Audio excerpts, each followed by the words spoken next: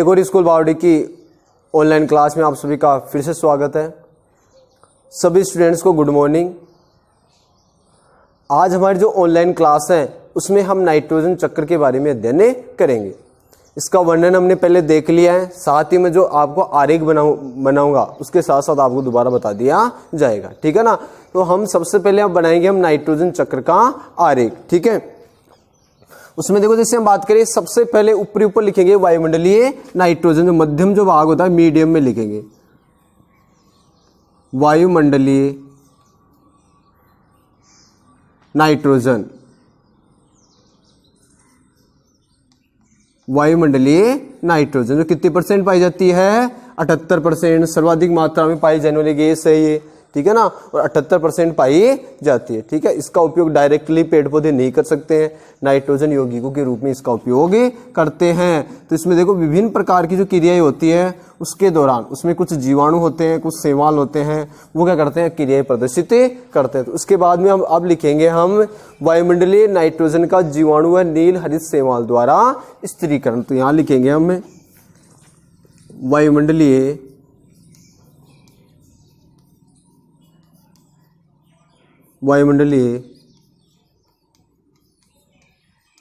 Nitrogen का जीवाणु व नील हरित शैवाल, ब्लू ग्रीन एल्गी, नीले हरित जो शैवाल होते हैं, नील हरित शैवाल द्वारा क्या करेंगे? नाइट्रोजन स्थिरीकरण का कार्य होगा, द्वारा स्थिरीकरण, ठीक है। इसमें देखो जैसे हम बात करें कि वायुमंडलीय नाइट्रोजन जो होता है उसका कोई उपयोग नहीं होता है, तो उसका क्या कर दिया जाता है? स्थिरीकरण किया जाता है। नाइट्रोजन स्थिरीकरण किसे कहते हैं? वायुमंडलीय नाइट्रोजन को नाइट्रोजन के यौगिकों में बदलना क्या कहलाता है? नाइट्रोजन स्थिरीकरण की प्रक्रिया कहलाती है। वायुमंडलीय नाइट्रोजन को नाइट्रोजन के यौगिकों में जो बदलने की जो प्रक्रिया होती है उससे क्या कहा जाता है? नाइट्रोजन स्थिरीकरण कहा जाता है, ठीक है। उसके बाद में देखो जैसे हम बात करें तो उसमें कुछ वायुमंडलीय नाइट्रोजन को जो जीवाणु बदलते हैं, तो लेग्यूम कुल के जो पादप होते हैं उसमें राइजोबियम नामक जो जीवाणु होता है वो नाइट्रोजन स्थिरीकरण करने का कार्य करता है, ठीक है। उसके बाद में हम लिखेंगे कि जीवाणु द्वारा स्थिर नाइट्रोजन को नाइट्रोजन यौगिकों में परिवर्तित करना, बात वही है, ठीक है ना। तो यहां हम लिखेंगे इसके बाद में क्या लिखेंगे कि जीवाणु द्वारा स्थिर नाइट्रोजन को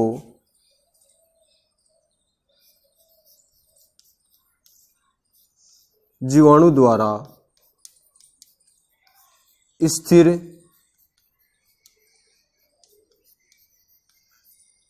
नाइट्रोजन को किसे बदल देना? नाइट्रोजन यौगिकों में परिवर्तित करना।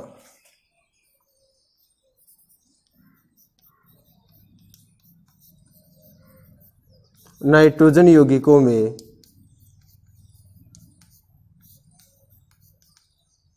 परिवर्तित करना,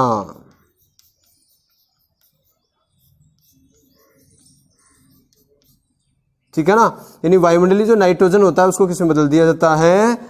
नाइट्रोजन यौगिकों में। ये अगली प्रक्रिया हो गई, ठीक है।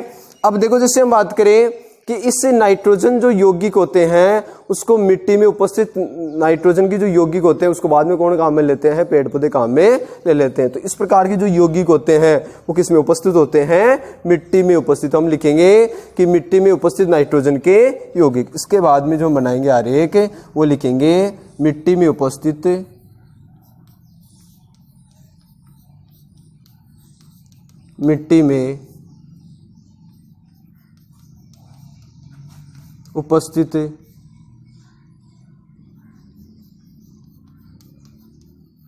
नाइट्रोजन के यौगिक। ये यौगिक इसमें हो गए मिट्टी में उपस्थित, ठीक है। ये प्रक्रिया हो गई।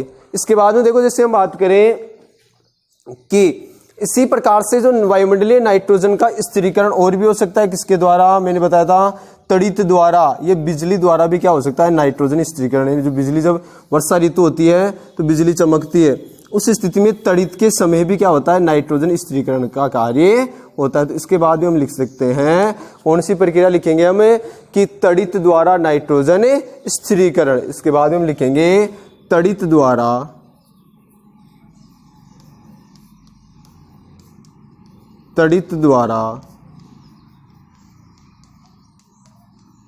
नाइट्रोजन स्थिरीकरण, तड़ित द्वारा नाइट्रोजन स्थिरीकरण, ये प्रक्रिया हो गई। ठीक है। इसके बाद में देखो, जैसे हम बात करें कि ये तड़ित होता है, बिजली की जब चमकती है उस समय नाइट्रोजन स्थिरीकरण हो जाता है। वर्षा जल के साथ यह जो नाइट्रोजन जो यौगिक होते हैं वो भी किस में आकर मिल जाते हैं, मिट्टी में उपस्थित नाइट्रोजन के यौगिकों में, यानी कहने का मतलब मिट्टी में आ जाते हैं।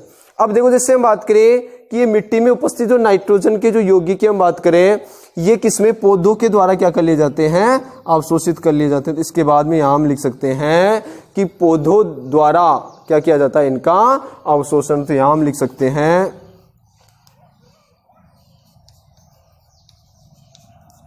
पौधों द्वारा अवशोषण।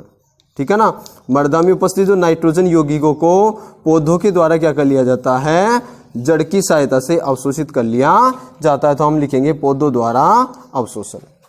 ठीक है। उसके बाद में देखो, जैसे हम बात करें कि ये पौधे जो अवशोषित करते हैं, ठीक है, उसके बाद में इनको क्या कर लिया जाता है, जंतुओं द्वारा इनको क्या कर लिया जाता है, पौधों को खाना। जंतु इन पौधों क्या कर लेते हैं, खा लेते हैं। तो उनमें ये पहुंच जाता है। फिर हम लिखेंगे जंतुओं द्वारा पौधों को खाना।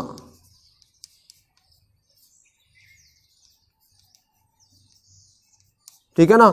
जैसे ये जंतु इन पादपों को खा लेते हैं तो उस स्थिति में क्या होता है कि ये जो नाइट्रोजन यौगिक होते हैं किस में चले जाते हैं, जंतुओं में चले जाते हैं। अब देखो, जैसे हम बात करें उत्सर्जन हो जाए, यानी उत्सर्जन हो जाए, वह जीवों की मृत्यु हो जाए, तो उस स्थिति में नाइट्रोजन क्या हो जाते हैं, अपशिष्ट के रूप में रह जाते हैं। तो हम इसके बाद में हम लिख सकते हैं कि या तो क्या हो जाए, उत्सर्जित कर दिया जाए इन पदार्थों को, उत्सर्जन। ठीक है ना। वह जीवों की मृत्यु द्वारा,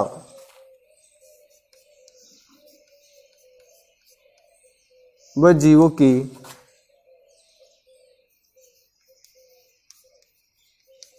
मृत्यु द्वारा क्या हो जाए, उत्पन्न नाइट्रोजन अपशिष्ट, उत्पन्न नाइट्रोजन अपशिष्ट। ठीक है ना। इस प्रकार के जो नाइट्रोजन अपशिष्ट होते हैं वो क्या हो सकते हैं, उत्पन्न हो सकते हैं। अब ये जो नाइट्रोजन अपशिष्ट होते हैं इनका उपयोग वापस कौन कर सकते हैं, पेड़ पौधे कर सकते हैं। ठीक है। अब इसके बाद में लिखेंगे कि कुछ जीवाणु ऐसे भी होते हैं, इसमें बाद में लिखेंगे कि कुछ जीवाणु इस प्रकार के भी होते हैं जो इस जो नाइट्रोजन यौगिक होता है उसे गैसीय नाइट्रोजन में परिवर्तन कर देते हैं। तो उसके बाद में हम लिख सकते हैं कि जीवाणुओं द्वारा नाइट्रोजन यौगिकों का गैसीय नाइट्रोजन में परिवर्तन। तो इसके बाद में हम लिखेंगे जीवाणुओं द्वारा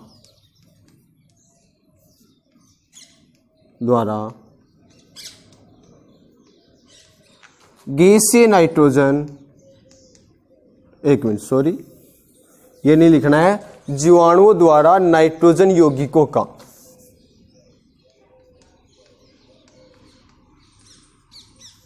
नाइट्रोजन यौगिकों का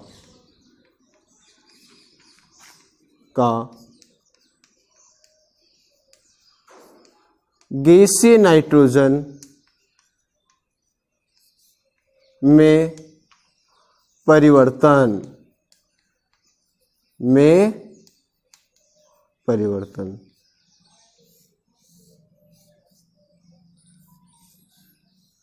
ठीक है। और यह जो गैसीय नाइट्रोजन होती है वापस किसमें मिल जाती है, वायुमंडल में चली जाती है। इस प्रकार से क्या पाया जाता है, ये नाइट्रोजन चक्र पाया जाता है। ठीक है। उसमें देखो, जैसे हम बात करें कि नीचे हम चित्र लिखेंगे किसका है, नाइट्रोजन चक्र का। चित्र में क्या लिखेंगे, चित्र है नाइट्रोजन चक्र, ये हमारा क्या हो जाएगा, चित्र का नाम हो गया। इसी के साथ हमारा चैप्टर क्या हो गया, फिनिश हो गया।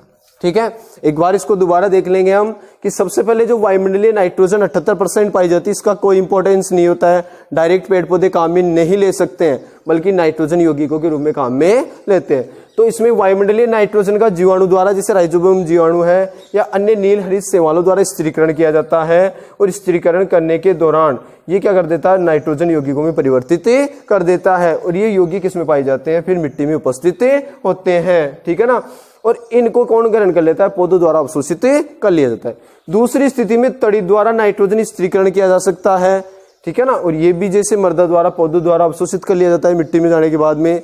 फिर ये पौधे होते हैं, उनको यदि जंतु खा लेते हैं तो उनमें चले जाता है। और जंतुओं की जो अपशिष्ट की हम बात करें, उत्सर्जित पदार्थ होते हैं, जैसे मान लो उत्सर्जन के दौरान या इन जीवों के पादप जंतुओं के नष्ट होते हैं या मृत्यु हो जाती है, तो उसके दौरान नाइट्रोजन अपशिष्ट किसमें मिल जाते हैं, मिट्टी में मिल जाते हैं, और वापस पादपों द्वारा ग्रहण कर लिए जाते हैं। तो इस प्रकार से क्रिया हो सकती है। या फिर नाइट्रोजन यौगिकों को कुछ जीवाणु द्वारा किसमें बदल दिया जाता है, गैसीय नाइट्रोजन में परिवर्तित कर लिया जाता है। इस प्रकार से वायुमंडलीय जो नाइट्रोजन है उसकी मात्रा क्या होती है, स्थिर बनी हुई होती है। ये क्या है, जीवन चक्र। ठीक है ना, इसको यदि सही प्रकार से देख लोगे तो अंदर पढ़ने की कोई जरूरत नहीं है व्याख्या की, और व्याख्या यदि सही प्रकार से याद है तो ये चक्र आसानी से याद हो सकता है। बाकी जो नेक्स्ट जो चैप्टर है वो अगली क्लास में देने करेंगे। इसके पीछे के प्रश्न आंसर जो भी है, क्वेश्चन आंसर, उसको सही प्रकार से अध्ययन कर लेना।